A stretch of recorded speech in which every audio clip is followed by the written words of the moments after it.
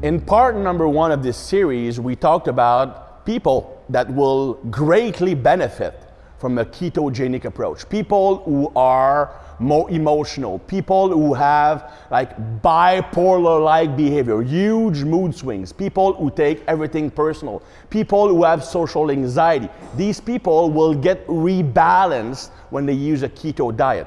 Then in capsule number 2, we talked about people who can use keto as a short to moderate term intervention to get a performance increase. But if they stay on that approach for too long, it can actually backfire because they will overproduce adrenaline and then make those adrenergic receptors resistant. So for 6 to 8 weeks can work great, but they will need to take a break after that to prevent those negative side effects. Now let's discuss people who should avoid ketogenic diet. And of course, the keto preachers will not like that. The problem is that there is not a single dieting approach that is optimal for everybody. It just doesn't work like that because we all have different brain chemistry, we all have different hormonal status, we all have different goals. And keto, regardless of how good it can be for some purposes, it cannot be optimal for absolutely everything and for everybody. Now, people who should avoid keto diet,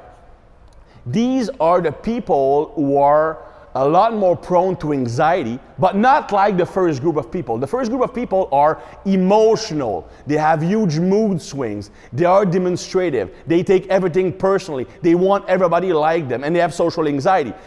These people will get rebalanced because they have low GABA. People who have low serotonin, which is the other neurotransmitter that can calm the brain down, reducing anxiety. People with low serotonin should avoid a keto diet. These are the people, as soon as they start eating keto, they will feel like crap. They have more problems sleeping. They have more anxiety. Their mind is racing. They can't focus. They just feel overall bad. Now, that is what I call the keto paradox. For some people, a ketogenic diet will reduce anxiety and make them feel better, more energetic. For some other people, it will make them feel more anxious, less focused, less energetic. And it all depends on your brain chemistry.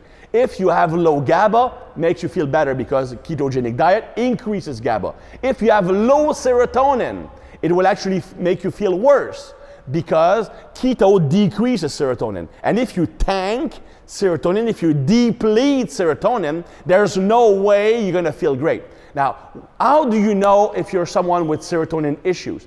Well, if you have anxiety problems, that is one sign. Yeah, but if I have low GABA, I'm also anxious.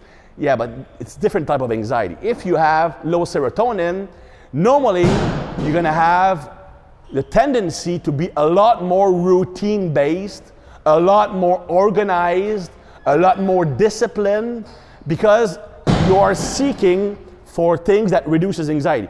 People with low serotonin, more organized, more routine-based, they are less likely to make social connection. They are more introverted. They don't like to try new things. They are more conservative. People with low GABA are disorganized.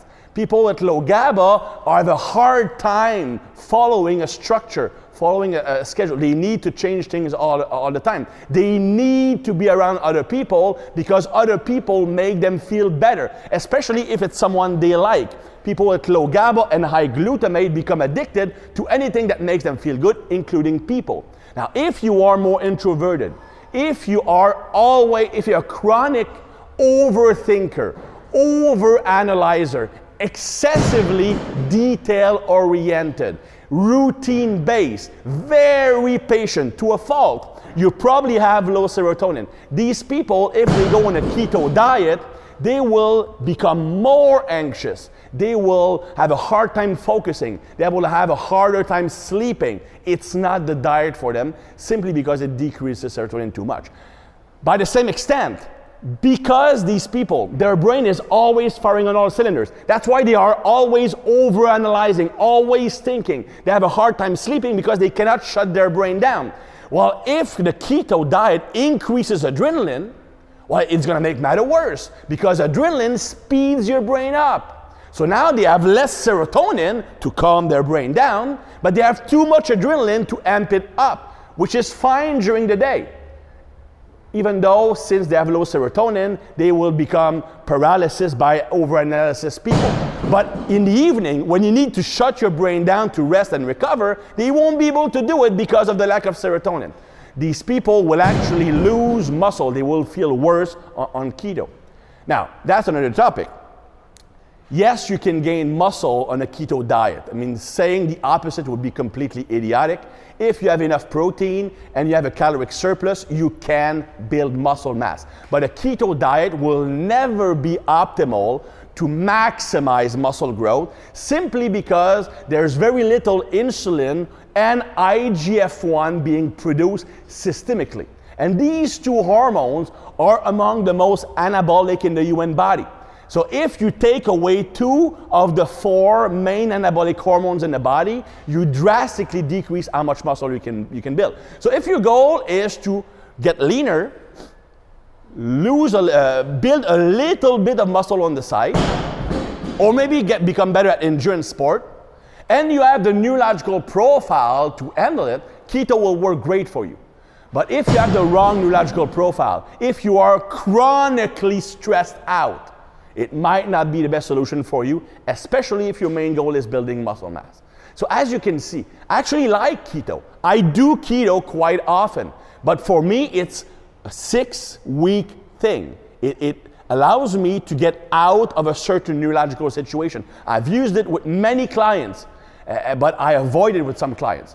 Anybody who tells you he has the answer, the best diet in the world, is either lying to you to take your money or just doesn't know what he's talking about and doesn't understand all the intricacies of the human body. And you should run away.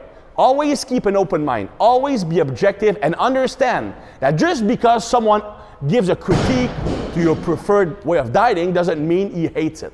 And doesn't mean that your diet is not going to work for you. Understand that nothing's perfect. Everything has pros and cons. If you understand them, you're going to make the best possible decision for you. Hopefully you enjoyed this series and I don't receive too much hate mail from it. See you next time.